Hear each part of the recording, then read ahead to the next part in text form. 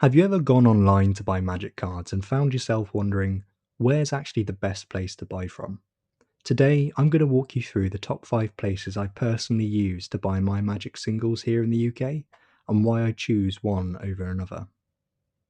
Welcome to Ponder MTG. First up, Card Market. This is probably the biggest marketplace most UK buyers will use. The main advantage here is simple: volume. There are loads of sellers, which usually means competitive prices and plenty of listings. If you're trying to optimize price, especially when building a full deck, Card Market is often the place I start. Now, one thing to be aware of is topping up your account. If you want your funds instantly, there's usually a 5% fee to top up your account. Otherwise, you can do a bank transfer, but that takes around 5 days to clear, which for me is often a little too long. It really depends on whether you value speed or saving that little bit extra. For overall selection and pricing, though, Card Market is hard to beat. Next up, eBay. This one's interesting because it's not a dedicated magic marketplace, but you can still find some really good deals. One feature I really like is the ability to submit offers on listings, if the seller has enabled it, of course. No other magic marketplace really does that in the same way, and it can mean you end up getting a decent discount if your offer is accepted. They've also recently introduced eBay Live, which basically allows sellers to live stream and auction off their items at the same time. A fun addition for those interested.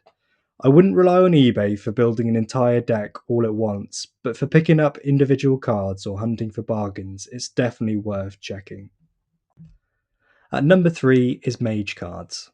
This is a card market style platform specifically for UK buyers and sellers. I really like the website. It's clean, easy to use, and I've had good experiences with it so far. The main downside at the moment is scale. There just aren't as many sellers as Card Market yet. So sometimes you'll search for a card and it simply won't have any copies listed for sale. That said, I absolutely think it's worth checking before you place an order elsewhere, especially as it grows. Supporting UK focused platforms is never a bad thing. Number 4 is Troll Trader. If I'm buying a lot of singles at once for a deck, this is usually my go-to. Shipping is consistently fast in my experience, and pricing often beats other UK web stores such as Magic Madhouse. The big advantage here is convenience. You're buying directly from one store, one basket, one checkout, no splitting orders across multiple sellers. It's just straightforward. And finally, Whatnot. This is something I've started using more recently. Whatnot is built around live auction streams. You tune in, see cards in real time, and bid live.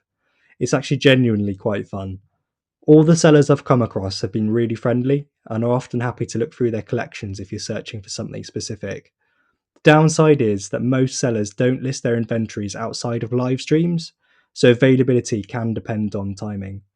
But if you enjoy the interactive side of magic buying, it's definitely worth a look.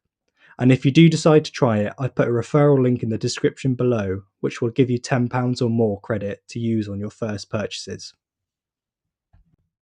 As a bonus, I've put Magic Madhouse.